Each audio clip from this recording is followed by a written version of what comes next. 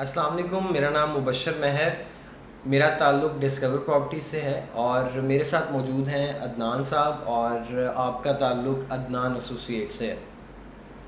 आज हम sport city विलास के हवाले से जो कि 350 square yard 350 square yard territory के ऊपर 4 बेडरूम अकोमोडेशन के विलास बने हैं, उनके हवाले से डिस्कशन करने लगे हैं कि इस टाइम पे स्पोर्ट सिटी विलास की करंट प्राइसेस क्या चल रही हैं, मिनिमम टू मैक्सिमम, और लोकेशन के हिसाब से क्या वेरिएशन है, किन प्राइसेस की लोकेशन पे कितना फ़र्क आ जाता है।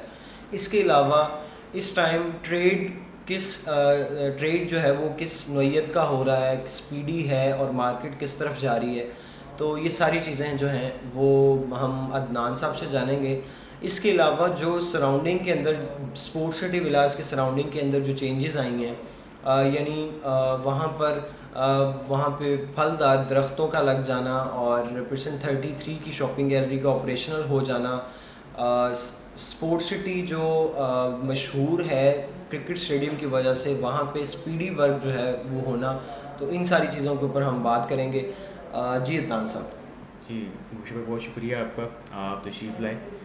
देखें, इस वक्त स्पोर्ट सिटी में जो हमारे 350 से विलास हैं, अभी चूँकि बजट आने से कुछ टाइम पहले भी जब से गवर्नमेंट में स्टेबलाइज हुई और मुल्क की हालात डिस्टर्ब हो गए तो रेट्स थोड़ा डाउन हो गए। लेकिन अगर हम बात करते हैं उस हवाले से कि उस वक्त जब तेज़ मार्केट थी, ये जब काम अच्छा चल रहा था, तो उस वक्त एवरेज जो जनरल विला था 280 से तकरीबन 3 करोड़ रुपए की ब्रैकेट तक विद की ब्रांड न्यू आपको मिल जाता था। मिनिमम ये था, मिनिमम अगर विदाउट की जाते हैं शायद 2.5 करोड़ में मिनिमम शायद मुश्किल कोई चीज़ मिलती हो। ठीक है। और अगर कोई कॉर्नर है या एक्सलेंट वाली चीज़ है तो वो 310, 15, 20 तक भी ऑनवर्ड्स ऊपर चली जाती थी। ठीक है। स्पोर्ट डी में इस वक्त जो है आपका तकरीबन आपको ज़रूरत ज़िंदगी सारी अवेलेबल हो जाती हैं जब से आपका वहाँ पे शॉपिंग गैलरी ऑपरेशनल हुई और स्टोर वगैरह एंड एवरीथिंग। आपने विजिट में लास्ट में वीडियो में भी दिखाया था कि जी वहाँ पे अपना सारी चीज़ें, वो स्टोर काफ़ी अच्छी सारी मार्ट वहाँ बना है जिसमें हर चीज़ आपको मिलती है। रहाइश का देखें तो तकरीबन हर गली में अच्छी खासी आबादी है। जो हमारे जिना के पास वाली गलियाँ थी, रोड 1 से स्ट्रीट 10 या ऑनवर्ड जो नियर टू स्टेडियम एरिया है, ये सबसे महंगे एरिया कंसिडर किए जाते थे। और बाकी जो थोड़ा थे स्ट्रीट 41 और नीचे वाली साइड थी, यहाँ पे कुछ उस वक्त चीज़ें ऐसी थी जो यहाँ पे अभी काम नहीं था, डेवलपमेंट स्लो थी, चाबियाँ भी थोड़ी लेट थी, तो वो थोड़े आपको सस्ते मिलते थे। आबादी का अच्छा खासा रुख हुआ, मार्केट ओवरऑल बहुत ऊपर गई, चीज़ें वैसे भी अंडर वैल्यू थी जो इन्होंने अपनी ओरिजिनल वैल्यू गेन की उस वक्त। तो जब ये अपने पीक पॉइंट पे थी तो हमने मशवरा दिया अपने कस्टमर्स को और क्लाइंट्स को कि आप लोग इसको डिस्पोज ऑफ, जो अपना इन्वेस्टर जिसे हम अपना रूटीन में काम कर रहे होते हैं, कि इनको आप डिस्पोज ऑफ करके टुवर्ड्स कमर्शियल प्लॉट की तरफ आ जाएँ। जैसे डी ब्लॉक लॉन्च हुआ तो उसकी ओपी आई थी 2.5 करोड़ रुपये की। 2.5 करोड़ रुपये। ठीक है जी। तो आपको अच्छा प्लॉट जो था तकरीबन उस वक्त जब अनाउंस हुआ है तो 50 से 60 लाख ऑन में मिलता था, जो कि अभी तकरीबन आपका 1.5-2 लाख रुपये की पोजीशन मिनिमम रखता है। बिल्कुल। ठीक है जी। तो वो एक अच्छा चांस था अपने उस चंक को बढ़ाने का। और देन अगर हम इसको रेंटल वैल्यू से भी देखते हैं तो स्पोर्ट सिटी विला की रेंटल वैल्यू जो आती है तकरीबन 50 से 60 हज़ार रुपये महाना, बस इससे ज़्यादा नहीं है। और अगर यही उस वक्त जो हमने सोचा, जो एडवाइस किया कि आप इसको 3 करोड़ रुपये के बदले में कमर्शियल शोरूम ग्राउंड फ्लोर का आप लेते हैं, या उस वक्त आप बुकिंग में जाते थे जो रेडी नियर बाय था 50% दे दें, बाकी आप किस तरह के प्लेशन हो चुका हो ले लें, ग्रे स्ट्रक्चर है। ठीक है। तो उसकी आज जो रेंटल वैल्यू है वो अराउंड 2 लाख, 2.25 लाख रुपए चली जाती है। 700-800 स्क्वायर फीट का जो शोरूम मिनिमम है ये। ठीक है।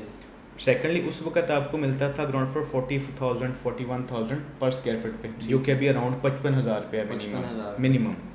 लोकेशन के हिसाब से बढ़ भी जाता है ये मिडवे की सराउंडिंग में। अगर लिबर्टी है तो लिबर्टी में आपको अभी भी कुछ चीज़ें शायद 40 से 50 के दरमियान मिल जाती हैं, लेकिन बहुत रेयर हैं जो जिनकी अभी बुकिंग है, जिनका भी काम नहीं शुरू हुआ, शुरू नहीं हुआ। जो शुरू हुए वो तो महंगे हैं, वो तो 50+ या 50 के आसपास आ जाते हैं।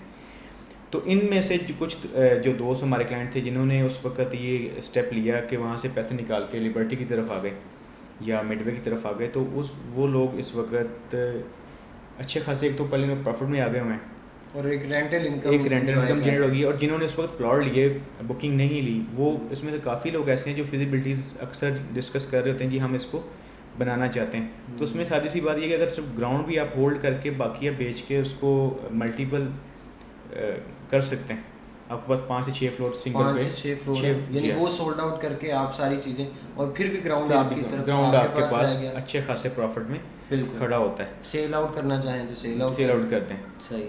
तो जैसे थोड़ा सा अभी रिवर्स लगा, करेक्शन आई मार्केट में, जिसकी वजह से अभी इस वक्त जो एवरेज वैल्यू है, जो अगर विदाउट की डिस्कस करें तो शायद 235 में कोई चीज़ कोट हो आपको, और अगर आप कोट करते हैं उसकी तरफ जाते हैं विद की तरफ ब्रांड, तो 255 से 50 से लेके ऑनवर्ड को 60-65 जैसी पोजीशन पे आपको चीज़ें मिलती हैं, जो कि उस वक्त नहीं समझे कि आप 20 से 25 लाख की करेक्शन जो है वो 20 से 25 लाख लग गई इस एरिया में, क्योंकि इन्वेस्टर निकल गया वहाँ से, अब सिर्फ एंड यूज़र है आपका वहाँ, जेन्युइन बायर है जिसने वहाँ पे मूव करनी है और रहना है।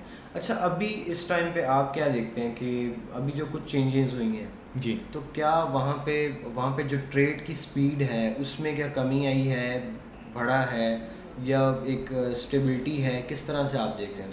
ट्रेड तो अभी पिछले अब रमज़ान और ईद के बाद से 1 महीना तक की बातें तो बहुत स्लो रहा, बिल्कुल ही स्लो रहा। ठीक है। अभी जब से बजट अनाउंस हुआ उसके बाद बिल्कुल एक दफ़ा सकता है, लेकिन अभी चूँकि थोड़ा सा टैक्स की इम्प्लीमेंट नहीं हुई, तो कुछ लोग जिन्होंने बाय करना है थोड़ा ऐसे बात सोच रहे थे, तो वो अभी कोशिश कर रहे हैं कि अभी टैक्स की इम्पोजिशन से पहले जो है वो चीज़ें, हाँ, जब वो टैक्स जो है वो इम्पोज हो जाएगा तो फिर उससे पहले हमने जो चीज़ खरीदनी है वो कर लें, वो खरीद लेनी, तो 1 तारीख के बाद जो है वो देखें ना। अभी सारी सी बात कि अभी 45,000 है फाइलर का और 91 बनता है अराउंड नॉन फाइलर ये कम के बाद ये 4,55,000 का तकरीबन आपका नॉन फाइलर का टैक्स पड़ जाएगा। टैक्स पर ये स्पोर्ट सिटी विला का 350 स्क्वायर यार्ड का जो विला है उसके टैक्स के हवाले से बता रहे हैं। काइंडली दोबारा हम लोग अगर रिपीट कर दें तो ज़्यादा वाज़ेह हो जाएगा। नॉन फाइलर का 2% बनता है अराउंड 91,000, जो कि यकम के बाद 4,55,000 पे हो जाएगा नॉन फाइलर का। तो एक और फाइलर का 2% होगा, यानी कि 91 पे चला जाएगा। और यानी ये जो चीज़ें हैं जी, ये 1 तारीख के बाद चेंज होंगी, जो कि अपना असर दिखाएंगी आफ्टर इम्प्लीमेंटेशन। ठीक है जी। लेकिन थोड़ी सी पिछले 1-2 हफ्ते में मार्केट थोड़ी स्टेबल नज़र आई है, कुछ काम कुछ ट्रेडिंग हुई है। तो खैर इसको हम यूँ तसव्वुर कर सकते हैं कि अभी तक के लिए बेहतरी है, अभी तक, और आफ्टर इम्प्लीमेंटेशन ये भी फिर बात में ये यहाँ पे फिर मेरे जो ज़हन में बात आती है वो ये आती है कि देखें, जो एक बंदा अपनी रिटायरमेंट के बाद एक अपनी अमाउंट जो है वो उसे मिली है रिटायरमेंट के बाद पेंशन की मद में, या कोई एक बंदा 10 साल से या 15-20 सालों से या शायद इससे भी ज़्यादा 40-40 सालों से घर के लिए पैसे जोड़ रहा था, ठीक है, या कुछ अपने बिजनेस से वहाँ से निकाल के अपने घर के लिए लेना चाह रहा है, जेन्युइन बायर है, उसने फैमिली के लिए चीज़ लेनी है, तो वो तो फिर उसको इस चीज़ से कंसर्न नहीं होगा कि अब जहाँ पे मुझे 2 लाख रुपए टैक्स देना पड़ रहा था वहाँ 3 देना पड़ रहा है या 4 देना पड़ रहा है, तो वो चीज़ तो ज़रूर लेगा। जी ज़रूर है। देखें, इसके अलावा अगर हम बात करते हैं ना कि बंदा खुद बनाने की बात करे, तो वो अभी अगर फ़र्ज़ करें आपको 2-2.5 करोड़ या 2 करोड़ 60 लाख के दरमियान 350 गज़ का घर मिल जाता है इतने पैसों में, और अगर आप 250 गज़ का बनाने जाते हैं तो वो इतने पॉसिबल नहीं हो पा रहा, इतने पॉसिबल नहीं है बिल्कुल। तो उस हवाले से जेन्युइन कस्टमर्स अगर उनके बजट के साथ देखें तो दी बेस्ट आइटम है। फिर बल्कि जो अभी हमारा जो कंस्ट्रक्शन का मटेरियल है, कंस्ट्रक्शन की कॉस्ट है, वो अगर हम पिछले 4 माह की या 6 माह की भी देखते हैं तो वो मैच ही नहीं कर पा रहे उनकी, नहीं पॉसिबल है। बहुत ज़्यादा प्राइसेस जो हैं वो आगे बढ़ चुकी हैं, ज़्यादा हो गई हैं। तो खैर मैं चाहूँगा कि अलग कंस्ट्रक्शन के हवाले से हम वीडियो बनाएं जिसमें डिटेल जो है वो डिस्क्राइब किया जाए एवरी स्टेप जी। तो बहुत शुक्रिया अदनान साहब, अदनान एसोसिएट से, स्पोर्ट सिटी 4 बेडरूम अकोमोडेशन मिला 350 स्क्वायर यार्ड, इसके ऊपर हम बात कर रहे थे। राइट नाउ क्या प्राइसेस चल रही हैं और 6 माह पहले क्या प्राइसेस थी, रुझान क्या था, इन्वेस्टर वहाँ से क्यों निकला और अभी वहाँ पर कौन बाइंग कर रहा है, तो हमें पता लगा कि जेन्युइन बायर है और इन्वेस्टर जो है वो वहाँ से एग्ज़िट ले चुका था और वो कमर्शियल की तरफ ज़्यादा राग़िब हुआ, और कमर्शियल जिन्होंने बाई किया वो आज कहीं ना कहीं रेंटल इनकम जो है वो इंजॉय कर रहे हैं, या कोई इस टाइम कमर्शियल प्लॉट ऑन कर रहा है और वो अपनी एक बिल्डिंग स्ट्रक्चर खड़ा करने के बाद वो चाहे तो पूरी बिल्डिंग का रेंट इंजॉय करे या उसको सेल आउट करके एक अच्छा प्रॉफिट जो है वो हासिल कर सकता है। रेंटल इनकम का भी अच्छा खासा फ़र्क है। जो इन्वेस्टर या रेंटल इनकम खाने वाले या लोग प्रेफर करते हैं कि यार हाँ जी मंथली कुछ ना कुछ आता रहे, तो बजाय से कि आप 2.5 करोड़ 3 करोड़ पर लगा के 60,000 रुपये लें तो उतने में आप लाख या 1.5 lakh plus rental income enjoy कर सकते हैं कमर्शियल में रहते हुए। बिल्कुल, बहुत फ़र्क होता है। रेजिडेंशियल का तो जो है वो रेंटल इनकम है वो कम जनरेट होता है। बिल्कुल। कमर्शियल जो है वो ज़ाहिर बात है, आपकी एक छोटी सी दुकान भी आपको पूरे घर जितना रेंट जो है दे जाती है। और इसीलिए हमारी इस टाइम पे प्रेफरेंस ये है कि चूँकि अभी ये उग रही हैं बिल्डिंग्स, तो आपको चाहिए कि कुछ ना कुछ शॉप, कॉर्पोरेट ऑफिस या ग्राउंड फ्लोर पे अपनी शोरूम या आउटलेट कोई इस तरह की आप अपनी स्पेस जो है एक्वायर कर लें या उसे बुक करवा लें ताकि आपको फ़ायदा हो। बहुत शुक्रिया जी वीडियो देखने का। हमारा यूट्यूब चैनल सब्सक्राइब कर लें, बेल आइकन को प्रेस कर दें। Thanks for watching. अल्लाह हाफ़िज़।